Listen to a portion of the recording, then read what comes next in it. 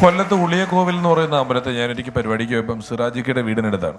സിറാജിക്ക 2 star പറയാൻ വേണ്ടി കയറി. അപ്പൊ ദുൽഖർ സൽമാൻ സിനിമയിൽ വന്നിട്ടേ ഉള്ളൂ. ഒരു 2-3 വർഷമേ ആയിട്ടുള്ളൂ. ദുൽഖർ സൽമാന്റെ ശബ്ദം അങ്ങനെ അധികം ആരും മിമിക്രിയിൽ അനുകരിച്ച് തുടങ്ങിയിട്ടില്ല, അങ്ങ് വ്യക്തമായി നമ്മൾ പിടിച്ചിട്ടില്ല. അപ്പോ സിറാജിക്ക വന്നിട്ട് ദുൽഖർ സൽമാന്റെ ശബ്ദം ചെറുതായിട്ട് പറഞ്ഞു കേൾപ്പിച്ചു. ഗംഭീര ശബ്ദം. പക്ഷെ ദുൽഖർ സൽമാന്റെ ഏതെങ്കിലും ഒരു സിനിമ പൂർണ്ണമായിട്ട് കണ്ടിട്ട് ദുൽഖർ സൽമാന്റെ ഒരു ഡയലോഗ് കിട്ടിയിട്ടുമില്ല. ശബ്ദം കറക്റ്റുമാണ്. എന്നിട്ട് വാത്സല്യത്തിലെ മമ്മൂക്കയുടെ ഡയലോഗ് ദുൽഖർ സൽമാൻ പറയുന്നത് കാണിച്ചിട്ട് എന്തൊരു കൈഡിയായിരുന്നു അറിയാം അവിടെ കാണിച്ചത്.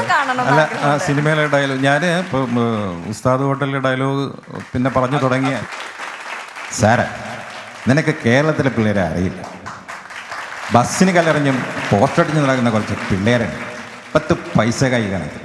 പക്ഷെ അവർക്ക് എനിക്ക് ചതിക്കില്ല, വഴിയിലിട്ടച്ച് പോകത്തുമില്ല. സാറാ, ഒരു കാര്യത്തിൽ എനിക്ക് വിഷമമാണ്.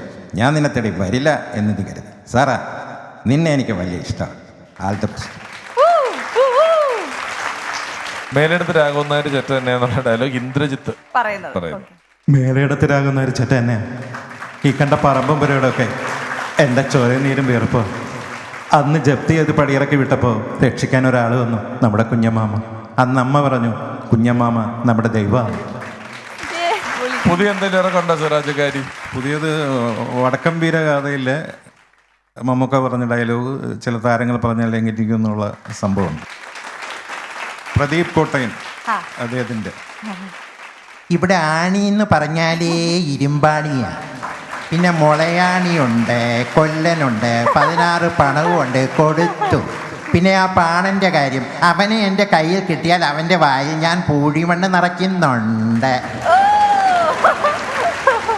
ഇനി ഇത് കമലഹാസൻ, ഇരുമ്പാണിയെ തട്ടി മുളയാണിയെ വെത്തി പൊൻകാലത്ത് 4 ചുരുക വിളക്കതിട്ട് കൊല്ലം കിട്ടെ 16 പണത്തെ കൊടുത്തു വിട്ടവൻ എന്ത് ചന്തു. മാറ്റച്ചുരുക കേട്ട പോതല്ല മറന്നുപോയിട്ടേനെന്ന് പൊയ് ചൊല്ലി വിട്ടവൻ എന്ത് ചന്തു. ഉങ്ങളാലെ എന്നെ ജയിക്കവേ മുടിയ തിരുമ്പിപ്പോ.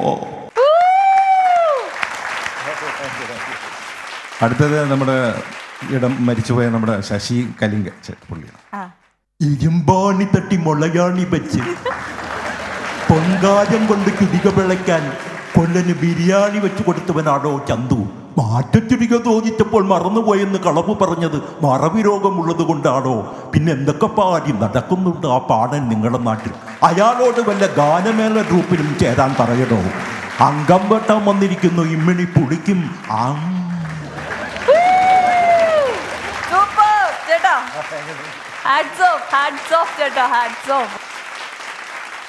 ഞാൻ എഞ്ചിപ്പണിക്കൊരു ശ്രമം നടത്തിക്കൊണ്ടിരിക്കുക. ശ്രമം നടക്കട്ടെ. എടാ, ഈ ഇരുമ്പാണി തട്ടി മുളയാണിയാക്കുക എന്ന് പറയുന്നത് നിസ്സാര പ്രശ്നമൊന്നുമല്ല. പിന്നെ കൊല്ലന് 16 പണം കൊടുത്തു എന്ന് പറയും. ഏത് കൊല്ലന് കൊടുത്തു, എപ്പോൾ കൊടുത്തു, എന്തെങ്കിലും തെളിവുകൾ നിങ്ങളുടെ പക്കലുണ്ടോ? ഇതൊന്നുമില്ലാതെ കയറി വന്നിരിക്കുകയാണ്. മര്യാദക്കിറങ്ങി പോകുന്നതാണ് നിങ്ങൾക്ക് നല്ലത്. അന്തരിച്ച ഗോപൻ ചേട്ടൻ, ആകാശവാണിയിലുണ്ടായിരുന്ന ഗോപൻ ചേട്ടൻ, ശ്വാസകോശം സ്പോഞ്ച് പോലെ ഒന്ന് ഒറ്റ അനൗൺസ്മെന്റിലൂടെ മലയാളിയിൽ നെഞ്ചിലേറ്റിയ ശബ്ദം. ഗോപാല, നമ്മുടെ വടക്കമ്പാട്ടിലെ ചന്തു ഉണ്ടല്ലോ, അയാള് ചതിയനാണ് പോലും. ആഹാ, അങ്ങനെയാണോ? അയാള് ഇരുമ്പാണി തട്ടുകയും പിന്നെ അത് മുളയാണിയാക്കുകയും ചെയ്തു അത്രേ. പക്ഷേ ഗോപാല, സത്യത്തിൽ ചന്തു ചതിയനെയല്ല. ചന്തുവിനെ തോപ്പിക്കാൻ ചെന്നാൽ വലിയ വില കൊടുക്കേണ്ടി വരും. അടുത്ത ഈ പ്രേമം എന്ന സിനിമയുടെ ആ ഡയലോഗ് താരതമ്യപ്പെടുത്തിക്കൊണ്ട് വിനയ് ഫോർട്ടിൻ്റെ ശബ്ദത്തിൽ ഇത് പറഞ്ഞു.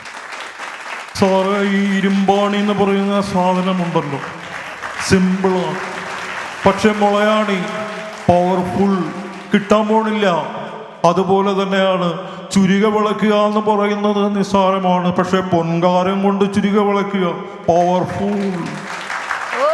കൊറോണയ്ക്കെതിരെ പ്രതികരിക്കുന്ന ജയന്റെ ഒരു ശബ്ദം. ഓഹോ, നീയാണല്ലേ ഈ കൊറോണ എന്ന് പറയുന്നവൻ. നിന്നെ ഞാൻ തേടി നടക്കുകയായിരുന്നു. ഇനിയെങ്കിലും ഈ ലോകം വിട്ടു പോയില്ലെങ്കിൽ ഇടിച്ച് നിന്റെ പൊട്ടും പഴവും ഞാൻ പുറത്തെടുക്കും. നീ COVID-19 ആണെങ്കിൽ ഞാൻ COVID-19. മനസ്സിലായില്ലേ?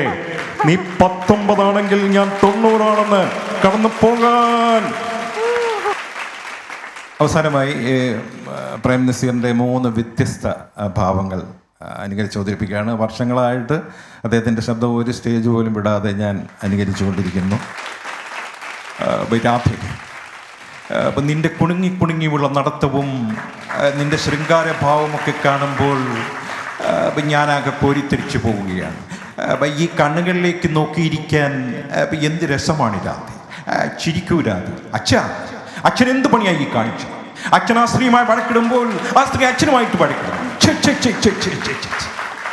അമ്മേ, അമ്മയുടെ പുന്നാരമോൻ വന്നു. അമ്മേ, കണ്ണു തുറന്ന് നോക്കൂ അമ്മേ.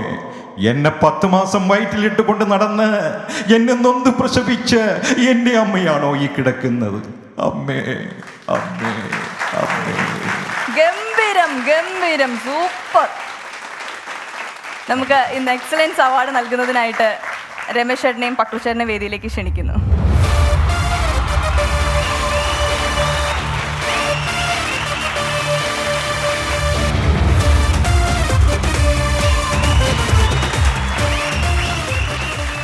എത്രയോ വേദികൾ, ലോകമെമ്പാടും മലയാളികളുള്ള സ്ഥലങ്ങളിലെല്ലാം പരിപാടികൾ അവതരിപ്പിച്ച് നമ്മളെ അത്ഭുതപ്പെടുത്തിയിട്ടുള്ളൊരു കലാകാരൻ, എന്നും തന്നാലാവും വിധം പുതുമകൾ കണ്ടെത്തിക്കൊണ്ട് പ്രേക്ഷകർക്ക് മുന്നിൽ അവതരിപ്പിക്കണമെന്ന് ആഗ്രഹിക്കുന്ന ഒരു കലാകാരൻ, സിനിമകളിൽ, ടെലിവിഷനിൽ, സ്റ്റേജിലെല്ലാം നിറസാന്നിധ്യമായി തുടരുന്ന സിറാജിക്ക. അദ്ദേഹത്തിനൊരു വലിയ ശിഷ്യ സമ്പത്തുമുണ്ട്. നമ്മുടെ ഫൺസ് അപ്പോൺ എ ടൈമിൽ എത്തിയതിന് അദ്ദേഹത്തോടുള്ള നന്ദി അറിയിക്കുന്നു. ഞങ്ങളുടെ ഭാഗത്തു നിന്നുള്ള ഒരു ആദരവ് ഏറ്റുവാങ്ങണമെന്ന് അഭ്യർത്ഥിക്കുന്നു. സിറാജിക്കയ്ക്ക് ആദ്യകാലത്ത് അനുകരിച്ച അവതരിപ്പിക്കുന്ന അതേ തീയോടെ അതേ ഉന്മേഷത്തോടും കൂടി തന്നെയാണ് ഇപ്പോഴും വളരെ ലൈവായിട്ട് തന്നെ നിൽക്കുന്നതെന്നുള്ളതാണ്. അതൊരു വലിയ സന്തോഷമുള്ളൊരു കാര്യമാണ്.